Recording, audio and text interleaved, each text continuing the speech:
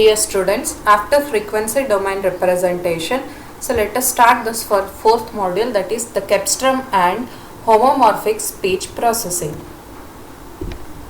So here we need to define some of the important terms that we are going to use in this module. So first term being the spectrum. So what is spectrum? So as you know, the Fourier transformation of the autocorrelation function is termed as spectrum. So what is Cepstrum then? Inverse Fourier transformation of logarithm of spectrum is called as Cepstrum. Then what is analysis? Determining the spectrum of a signal, that is finding a Fourier transformation of the signal is called as analysis. So then what is this term? Analysis, so which means that determining the Cepstrum of a signal, that is a reverse process from the Fourier transformation obtaining back the thing is called as analysis. So then is filtering. So what is filtering? Linear operation of a time signal is called as filtering. What is liftering? Linear operation on log spectrum is called liftering. Then comes frequency. So what is frequency? Independent variable of a spectrum is called as frequency. Then q-frequency. So what is q-frequency? Independent variable of cepstrum is called as q-frequency. So integer multiple of a fundamental frequency is called as harmonic. Integer multiple of a fundamental q-frequency is called as ramonic. For discrete time signal, a definition that captures the essential features of the original definition is that cepstrum of a signal is inverse discrete time Fourier transformation, that is IDFT of logarithm of magnitude of the DTFT, that is discrete time Fourier transformation of the signal. So therefore formula is, so we can define the mathematically the cepstrum of a signal C of n of cepstrum C of n of the input speed signal x of n is hence defined as C of n is given as 1 over 2 pi integration from minus pi to pi log of x of e to the power of j omega modulus of log of x of e to the power of j omega into twiddle factor positive, that is e to the power of j omega n into d omega. So this is what, as the definition says, log of, that is IDTFT of log of Fourier transform signal is called as cepstrum. So then we'll, what is what is this x of e to the power of j omega? It is discrete time Fourier transform signal. So x of e to the power of j omega, as you know in the previous chapters, so summation n equal to minus infinity to plus infinity x of n e to the power of minus j omega n. So then we now define what is complex cepstrum. So complex cepstrum, so x cap of n is defined as 1 over 2 pi integration from minus infinity to minus pi to plus pi log of x of e to the power of j omega into e to the power of j omega d omega.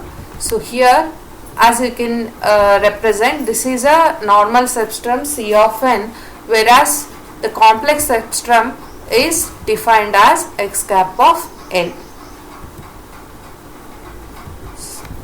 So where log of x of e to the power of j omega is now a complex logarithm as opposed to the logarithm of magnitude. So whereas in the previous formula here we have took magnitude of this log function, whereas here we will take log of complex function itself. So that is complex logarithm, and we use the caret notation, that is x cap of n, to denote the complex cepstrum of the signal x of n. So then we will discuss about homomorphic system for convolution. So Oppenheim developed a new theory of systems that was based on a mathematical theory of linear vector spaces. The essence of this theory was that the certain operation of signal combination satisfy the same postulates and does addition in the theory of linear vector spaces. From the observation, opinions showed that the classes of nonlinear system should be defined on the basis of generalized principle of superposition. So he termed such system as homomorphic system.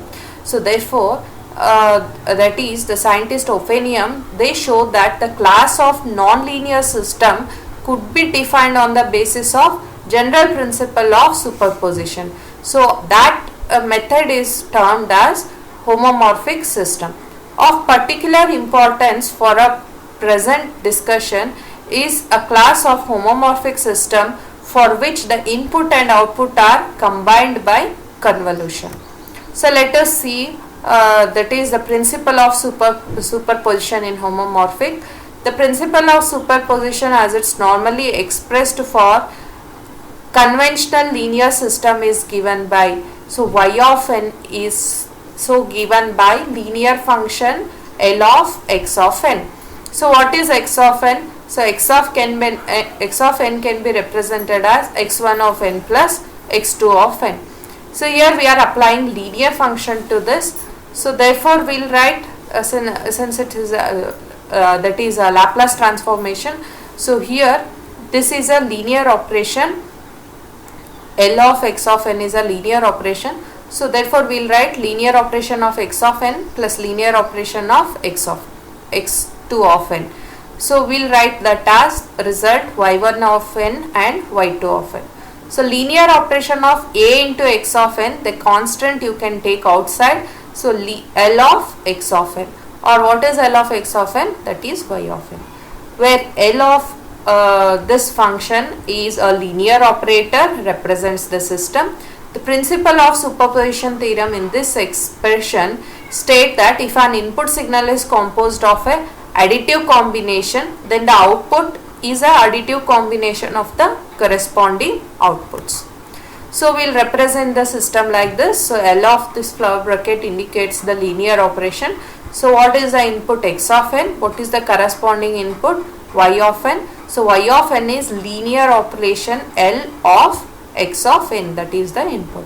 So if we represent x of n as a additive term, that is x1 of n plus x2 of n, so which can be represented as that is linear function of x1 of n plus linear function of x2 of n. So a discrete result of principle of superposition is that if the system is linear and also time invariant, the output can be expressed as a convolution sum, right? So y of n heads given by k equal to minus infinity to plus infinity, x of k into h of k. X of k is some split sample, so h of k is a filter. So now this can be represented in a convolution form. So we can write it as a x of n convolution of h of n. So that is the principle of superposition in a linear and also time invariant. The output can be expressed as a convolution sum, where h of n is a impulse response. This is a impulse response, and h of n is a output when the impulse response is delta of n. The symbol this denotes the operation on discrete time convolution. The transformation of the input sequence x of n from minus infinity to plus infinity into the output sequence y of n from minus infinity to plus infinity. The output y of n due to the input x of n is equal to x1 of n convolution with x2 of n is given by y of n, that is equal to homomorphic of x of n is equal to homomorphic transformation of x1 of n into x2 of n. So it is a linear, like linear operation, we can write it separately, that is homomorphic transformation of x1 of n in convolution with x2 of n. So we'll write it as y of n convolution with y2 of n. So h of this is an operator that represents the system, an equation similar to which expresses scalar multiplication in a generalized sense. So this is a homomorphic system for convolution. This is our input x of n, this is our input y of n, that is equal to that is homomorphic transformation of x of n.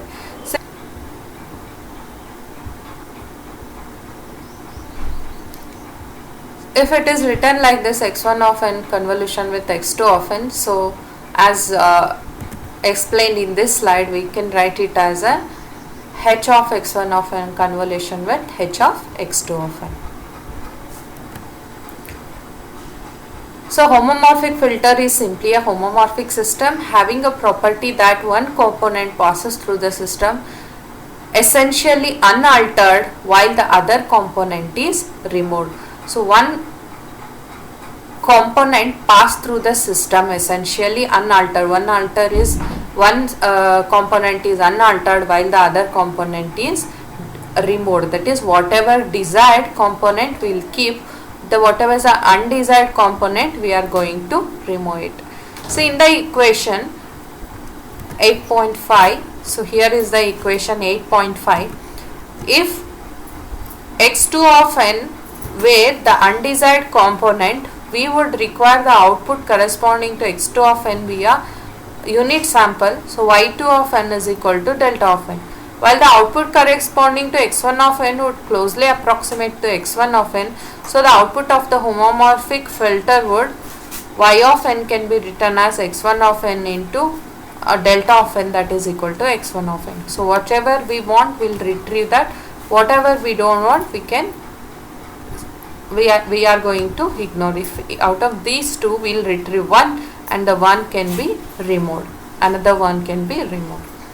So this is entirely analogous to a conventional linear system is used to filter.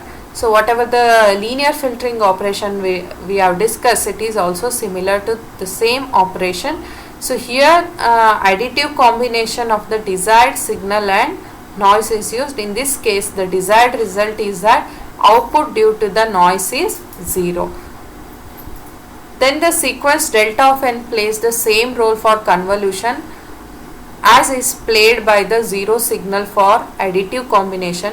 Homomorphic filters are of interest to us because our goal is speech processing is to separate the convoluted excitation and vocal tract components of the speech signal. So we are interested in separating the excitation signal and the vocal tract component signal. An important aspect of the theory of homomorphic system is that any homomorphic system can be represented as cascade of three homomorphic system.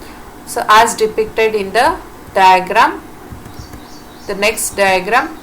For the case of homomorphic systems for convolution, so this is the canonic form of the homomorphic system of deconvolution. So x of n is represented as a convolution of two terms, that is x1 of n convolution with x2 of 2. So here what is the operation we have implemented? Here shown here star, which means a convolution. So after that we are giving it to system.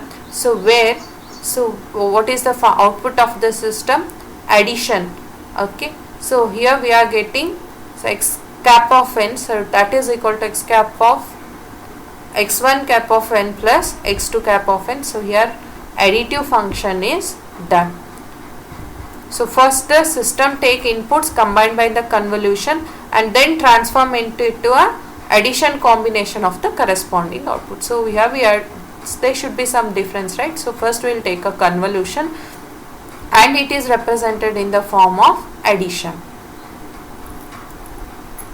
The second system is a conventional linear system. So whatever you are seeing, this system is a conventional linear system obeying the principle of superposition as given. The third system is a inverse of the first system. So it transforms signals combined by addition back into the signal combined by deconvolution.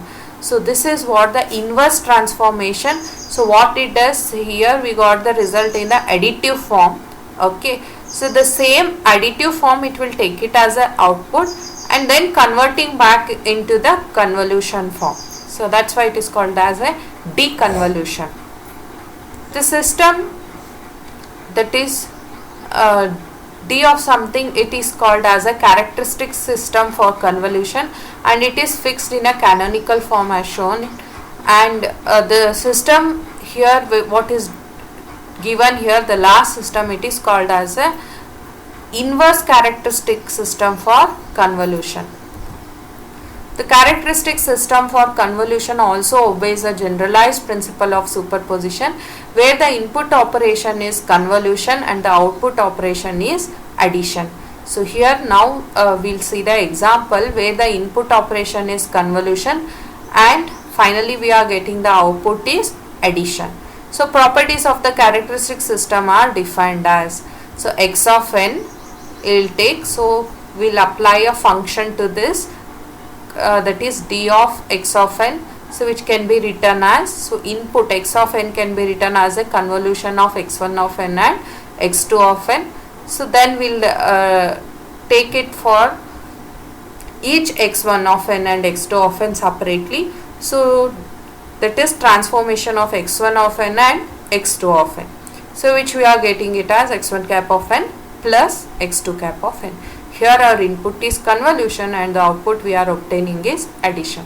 So likewise, inverse characteristic system D inverse is defined as a system having the property y of n is equal to D inverse of y cap of n. So which can be written as D inverse of y1 of n plus y2 of n.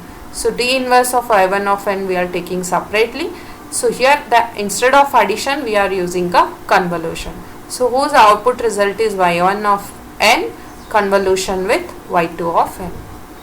So then is representation by DTFTs. So an alternative representation of canonic form of deconvolution can be inferred by recalling discrete time Fourier transformation of x of n as x1 of n convolution with x2 of n is given as x of e to the power of j omega is given as x1 of e to the power of j omega into x2 of e to the power of j omega. So Fourier transform signal, so it is written as, so first we'll recall x1 of x of n, they are represented in convolution. If we take a Fourier transformation of this expression, so convolution is converted into multiplication, so we'll get x of e to the power of j omega multiplied by x2 e to the power of j omega. The operation discrete time Fourier transformation changes convolution into multiplication here, and the operation that is also also commutative and associative.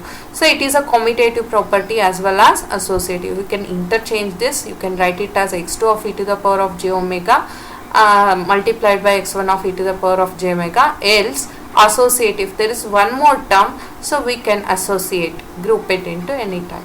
So thus in a frequency domain, the characteristic system for multiplication should map multiplication into addition in familiar case of real positive numbers. An operation that does this is the logarithm. So x cap of e to the power of j omega is written as log of x of e to the power of j omega, which can be written as log of x1 of e to the power of j omega into x2 of e to the power of j omega. So when we apply log AB can be written as log A plus log B. So we will write log of x1 of e to the power of j omega plus log of x2 of e to the power of j omega. So logarithm function of x1 of e to the power of j omega, the result is represented like this, that is x1 cap of e to the power of j omega plus x2 cap of e to the power of j omega. So here what you are done, the representation what is got here, so we are applying a logarithm to this Fourier transformed representation, okay, so and obtaining this in this form. So this is a representation of the canonic form of homomorphic deconvolution in terms of discrete time Fourier transformation. So first is our input, it is in a Fourier transform signal.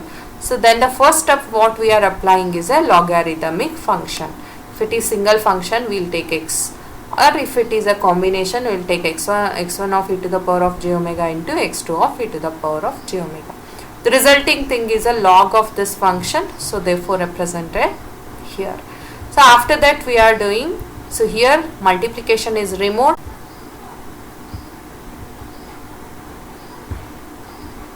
when we perform this transformation, multiplication is removed and the addition term is introduced. So then we'll go for linear transformation in a frequency domain. Okay, so here linear transformation is done, then we'll get y of e to the power of j omega. So what is the opposite function of logarithm? That is taking exponential. We want back again in the we don't want in a log form, we want in a Fourier transformation. So the reverse to the logarithm is a exponential, so we are adding exponential block here in order to get y of e to the power of j omega. So the below figure representation of the characteristic system for homomorphic deconvolution in terms of DTFT operation. So here is the block. So here homomorphic deconvolution in terms of DTFT operators.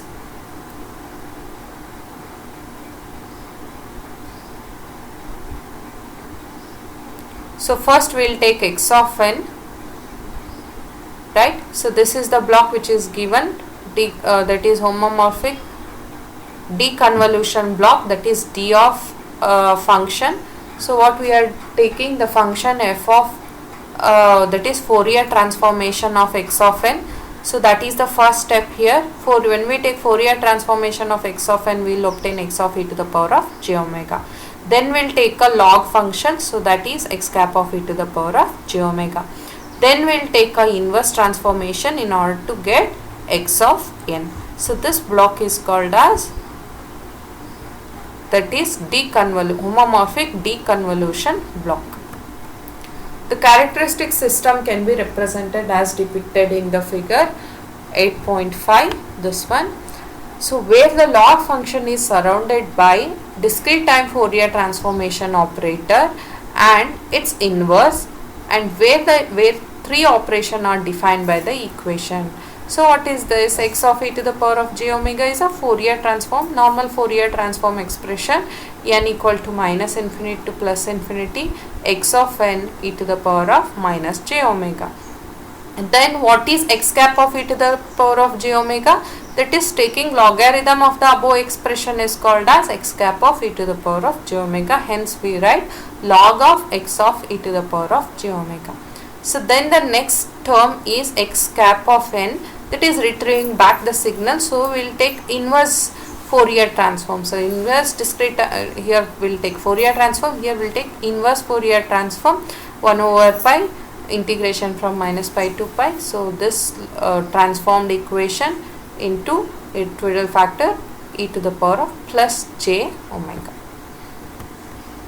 So representation of the inverse characteristic system for a homomorphic deconvolution in terms of DTFT operation. So here we went for convolution. So this block is for convolution, d of the bucket, that is convolution block. So here we will discuss about deconvolution, inverse of the convolution. So we have y cap of n. So we will take a Fourier transformation. So we will get y of e to the power of j omega. So then we will take exponential. So here what happens? So whatever in the additive form, now we are getting again in the multiplicative form. So then we will take a inverse Fourier transform. So here we are going to get y of n.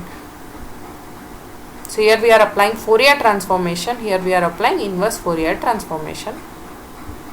So an appropriate definition for the complex logarithm is, so complex logarithm is given as x of e to the power of j omega is written as log of the Fourier transform signal, that is x of e to the power of j omega. That is equal to log of, that is rectangular form, log of magnitude of x of e to the power of j omega plus imaginary term into arrogant of x of e to the power of j omega. So this equation, the real part of x of e to the power of j omega, that is the first term, log of x of e to the power of j omega magnitude, causes no particular difficulty. However, uniqueness arises in defining the imaginary part, that is x of e to the power of j omega, that is arrogant of x of e to the power of j omega, which is simply the phase angle of discrete time Fourier transformation of x of e to the power of j omega. And also above condition ensure that log of x1 of e to the power of j omega into x2 of e to the power of j omega is written as log of x1 of e to the power of j omega plus log of x2 of e to the power of j omega, which is a crucial property to ensure mapping of convolution into addition. So here the convolution is turned into addition. Phase angle function. So here, so the example is shown here. So this is the how we are applying after transformation. We are going to get output like this. So this illustrates the problem that arises when one tries to properly define the phase angle of discrete time Fourier transform. So we are going to like this when we take our arrogant function of x of e to the power of j omega. The principal value phase has a discontinuous of the size 2 pi because of the angle in the complex plane is always ambiguous to within an integer multiple of 2 pi. So this poses no problem for a complex exponential. So if we take this as a complex exponential, so it is not being a problem. So we are going to get the signal as usual. So inverse of the complex log, since it is defined as, so inverse of the complex log is defined as, so we are going to take log there. So now we are applying exponential to the logarithm term. Okay, so that is x of e to the power of j omega is given by this expression, right? So we are going to write exponential of log. So log exponential cancel, we remain with magnitude of x of e to the power of j omega. So then is exponential of this term. So plus term we are going to apply exponential. So e to the power of a plus b can be written as e to the power of a into e to the power of b. So that is the second expression. So now this expression we are writing as it is. The principal value phase clearly does not satisfy the additive condition, that is arrogant of x of e to the power of j omega is not equal to arrogant of x1 of e to the power of j omega plus x2 of e to the power of j omega. It is not true. So it is not equal. Since the discontinuity frequency of the sum will not in general be the same as those of either of the two individual principal value function. If however the phase is computed as continuous function arrogant of x of e to the power of j omega as in the lower plot in the figure 8.7, then follows that the angles add in the product. So here the angles were add in the product.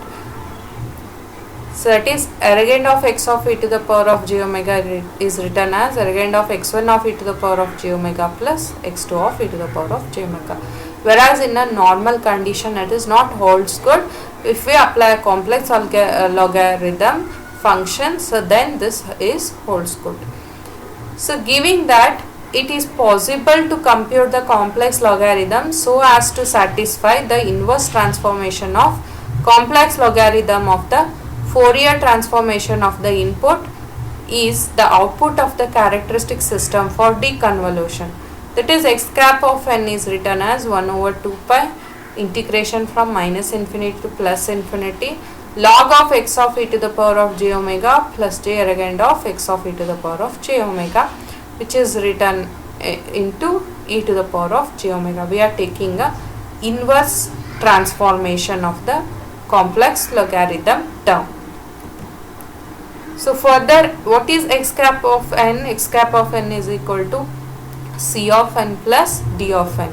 So what is the c of n and d of n then? C of n is the inverse discrete time Fourier transformation of x of e to the power of j omega and the even part of x of n. So c of n is written as even part, so it is x cap of n plus x cap of minus n divided by 2, while d of n is the inverse dtft of arrogant of x of e to the power of j, which is given as d of n is equal to x cap of n minus of x of minus n divided by 2. So therefore x cap of n is c of n plus d of n. So important properties of complex substrum are, so you need to note down, these are the important.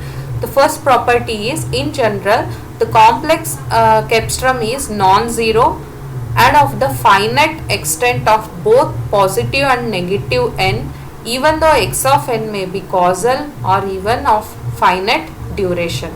So in this complex cepstrum, what is obtaining, it is a non-zero and infinite extent for both positive and negative n. So even though x of n may be a causal or even a finite duration. Then the complex cepstrum is a decaying sequence that is bounded by, so it is a decaying sequence, modulus of x cap of n is less than or equal to beta alpha raised to n divided by magnitude of n, for magnitude of n tends to infinity, where alpha is the maximum absolute value of the quantities ak, bk, ck, and beta is a constant multiplier. So here beta is a multiplier and alpha is the maximum absolute value of the quantities. These are the terms ak, bk, and ck. The zero q-frequency value of the complex cepstrum depends on the gain constants and zeros outside the unit circle. So when we take the unit circle, the zero q-frequency value of the complex cepstrum depend on the gain constant and the zeros outside the unit circle. Setting x cap of 0 equal to 0 is equivalent to normalizing a log magnitude spectrum to gain constant of, so we will take a pi k equal to 1 to m naught minus b k inverse equal to 1. Now the fourth property is x of z has no zeros outside the unit circle. Then x cap of n is equal to 0 for the value n less than 0. Such signal are called minimum phase signal. So z transformation x of z has no zeros outside the unit circle. Similarly, the fifth property is x of z has no poles and zeros inside the unit circle. Okay, so at that time x cap of n is equal to 0 for n greater than or equal to 0. Such signal are called maximum phase signal. So here when less than 0 it is called minimum phase signal, when greater than 0 it is called maximum phase signal. Here no zeros outside the unit circle, here no zeros inside the unit circle. So here is a one example. Determine the complex cepstrum of the minimum phase sequence. So it is appeared many times in the examinations. So x1 of n is equal to a to the power of n into u of n, where magnitude of a less than 1. So we first determine the z transformation of x of n as follows. So we will take a z transformation of this. So x1 of z is equal to, so if we take a z transform of this, okay, n equal to 0 to infinity a to the power of n into z of minus n. So which is equal to 1 divided by 1 minus a to the power of z inverse. Here the magnitude of z is greater than a. So next we solve for x cap of z. So x cap of z is, we have to take logarithm of this. So we will write logarithm of x1 of z. So which is equal to minus log of 1 minus this, because it is in the denominator. Log a by b is log a minus log b. Log a is log 1, which is constant, that is 0. So log b minus log b, so therefore log the denominator term. So which is given as n equal to minus n equal to 1 to infinity a to the power of n divided by n into z to the power of minus n. The complex cepstrum x1 cap of n is simply the coefficient of the term z to the power of minus n in the equation, this above equation. So is given as x1 of n is equal to, from this we are going to take inverse z. So x1 is equal to a to the power of n divided by n into u of n minus 1.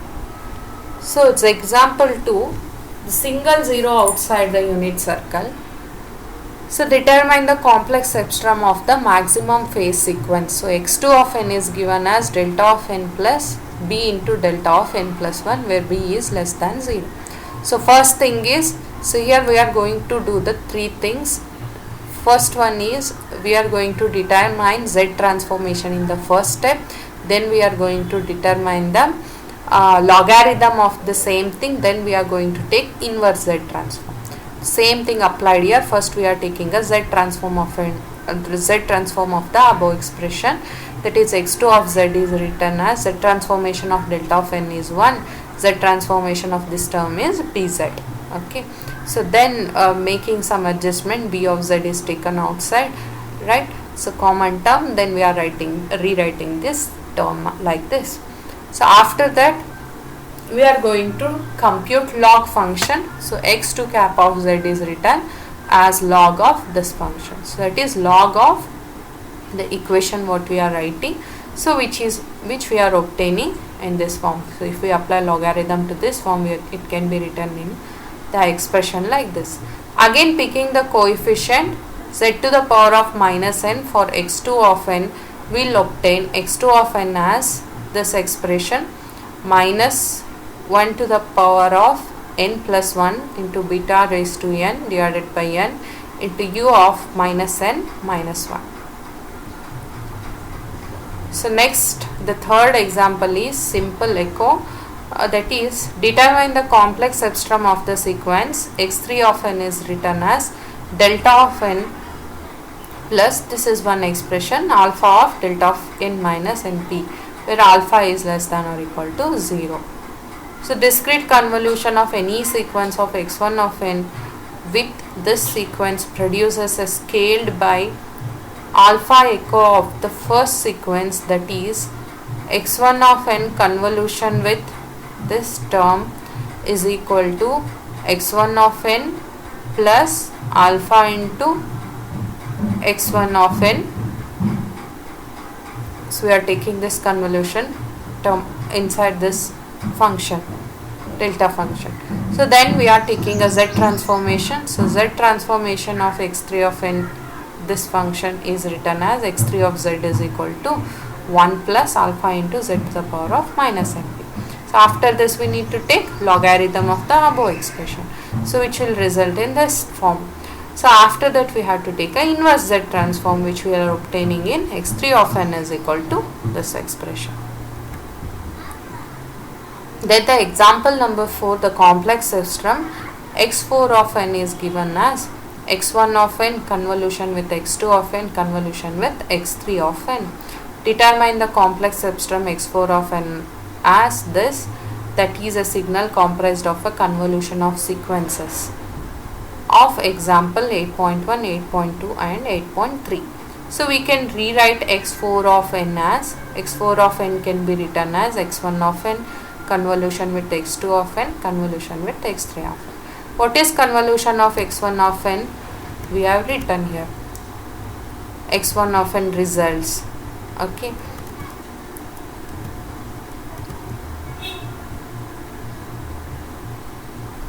that is what is x1 of n by the basic definition, a to the power of n into un of n. So the same thing we are writing here like that. What is x2 of n we are writing here, what is x3 of n, so we are writing here what is x3 of n, we are writing here delta of n into this one, the same thing. So then we are writing a into this one, the convolution is removed. So then we are getting this result, a of u of n plus b into